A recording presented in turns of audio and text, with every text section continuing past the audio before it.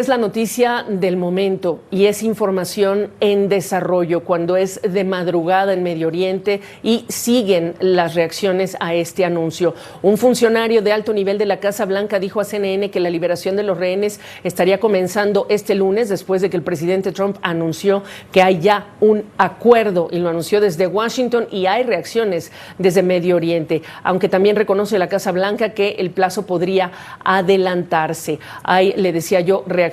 Israel y Hamás están aceptando esa primera fase del plan de paz. Los primeros comentarios a esta noticia, que le reitero, es una noticia en desarrollo, porque también hay que recordar que este acuerdo tiene que pasar por la aprobación, por ejemplo, del gabinete israelí. Está ya conmigo Farid Kajad, analista internacional de la Pontificia Universidad de Lima. Farid, gusto saludarte. Tus primeras reacciones. Bueno, según 6 organizaciones independientes, desde organizaciones académicas hasta una comisión de la propia ONU, coincidían en que lo que ocurre en Gaza es un genocidio. Cualquier acuerdo que lleve a detener el genocidio debe ser celebrado, pero habría que ser cautos. Esta es solo la primera etapa y ya hay diferencias significativas sobre lo que viene. El gobierno israelí ya ha dado a entender de que no espera retirarse del conjunto de Gaza y que además se sigue oponiendo a la creación de un Estado palestino. La primera es una exigencia del acuerdo. Lo segundo está puesto como posibilidad, aunque no como algo que deba ser una condición para que el acuerdo se cumpla, el Estado palestino. Pero digamos, ya hay diferencias en lo que dice o entre lo que dice Netanyahu y lo que está en el texto. Y por otro lado, en el caso de Hamás, Hamás hace notar que un desarme podría, tras producirse el mismo, sus huestes sean atacadas. Recordarían que en enero ya hubo un acuerdo de cese al fuego que rompió el gobierno de Netanyahu en marzo de este año y que ya había un acuerdo para que Israel se retirara del Líbano y había un acuerdo de cese al fuego en ese país. Israel no se ha retirado del Líbano ni hay un cese al fuego. Entonces, lo más complicado es lo que está por venir, no lo que se ha alcanzado ahora. Dicho lo cual, lo que se ha alcanzado ahora es importante. Acaba la violencia, se libera a los rehenes, ingresa ayuda humanitaria a Gaza. Ya de por sí eso es algo que debe ser bienvenido.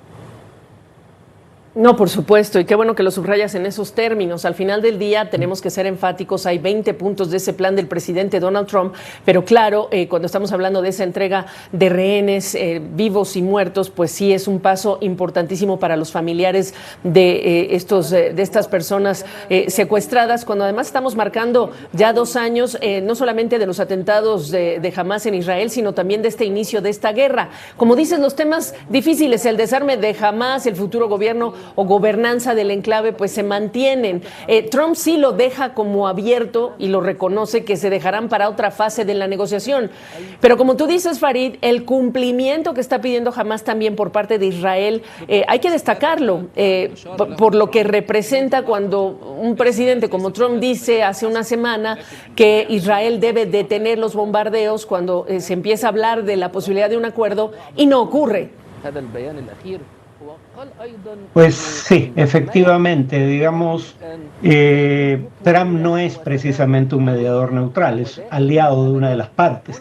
Entonces, que el aliado de una de las partes sea quien garantice a la otra parte el cumplimiento de lo acordado, deja mucho que desear desde la perspectiva palestina, no solo de Hamás. Ahora, preguntarte... evidentemente que hay otras decisiones que debe tomar Hamás que son mucho más difíciles o que quizá las rechaza en este momento y por ello la importancia de que hay que hablar del resto del plan de paz, pero sí efectivamente la entrega de estos rehenes, y perdóname que lo diga así, son seres humanos por supuesto, pero han sido fichas en la negociación de Hamás. ¿Qué es lo que tú ves que ha orillado al grupo extremista a ceder en este punto que parecía antes no tan negociable, o al menos no la liberación de todos los rehenes?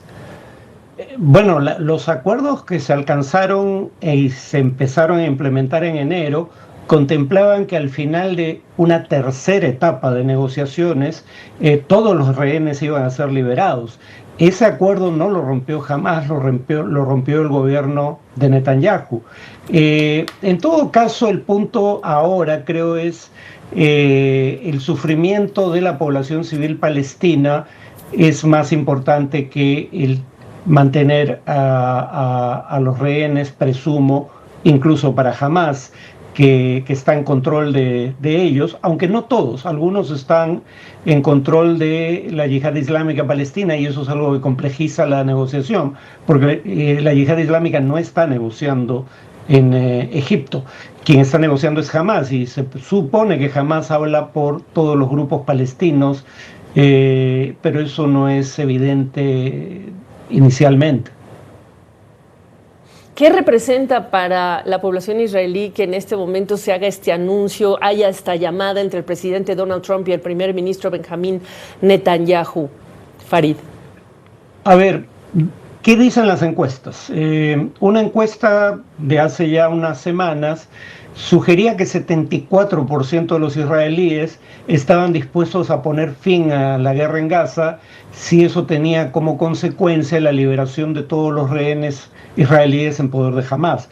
En ese sentido, la posición de Netanyahu era una posición de minoría dentro de su sociedad y 55% de los israelíes creían que Netanyahu continuaba la guerra no porque quisiera alcanzar objetivos militares que de cualquier modo no ha alcanzado, sino porque quería permanecer en el poder. La prueba de que muchos entienden de esa manera lo que ocurre es que la oposición le decía que sus socios de coalición lo abandonaban por firmar un acuerdo de cese al fuego, ellos lo iban a apoyar en el Congreso para que no pierda el cargo, y el presidente israelí Isaac Herzog le decía que estaba dispuesto a perdonarle los cargos en su contra si eso llevaba a que tomara decisiones que se rehusaba a tomar ante la eventualidad de perder el gobierno y terminar preso.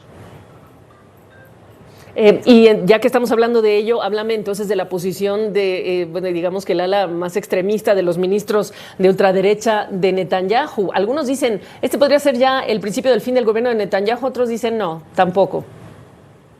Creo que es una posibilidad, pero no de inmediato. Creo que son conscientes de que de ir a elecciones anticipadas les podría ir peor que en la elección pasada y no continuar en el gobierno, ya no solo Netanyahu, ninguno de los partidos de la actual coalición. Pero sí hay casos ya de partidos que han abandonado la coalición de gobierno, aunque no están dispuestos aún a votar una moción de no confianza contra el gabinete de Netanyahu que podría provocar la caída de ese gobierno. Entonces estamos en una etapa de transición, es una etapa fluida. No descarto que esto eventualmente lleve a o bien la caída de Netanyahu o bien una recomposición de la alianza en el gobierno. Oye, una última pregunta, el mundo árabe. Tenemos una imagen, me dicen en la producción, vamos a ver la imagen si la quieren poner mientras nosotros estamos hablando. Importantísimo también preguntarte, pues los guardianes, los garantes también de que este acuerdo se cumpla, pues son no solamente los países mediadores, el mundo árabe. Mira, ahí tienen ustedes estas que son imágenes directamente de los negociadores, apretón de manos, cuando estamos viendo las imágenes de lo que han sido, bueno, pues otra jornada, la tercera de las negociaciones a las que ya se había sumado también, le decía yo, el yerno del presidente Trump, Jared Kushner, Steve Witkoff y otros negociadores de alto nivel. Pero importante incluir, digamos que el rol, el papel de lo que es el mundo árabe en relación con este anuncio, Farid Kahat. Bueno, yo creo que el punto en el cual las acciones de Netanyahu atacando a diversos países de la región atravesó una línea roja, el tipo de acciones del gobierno israelí fue el ataque a Qatar. Primero porque los negociadores de Hamás a los que se intentó asesinar estaban ahí con consentimiento de Israel.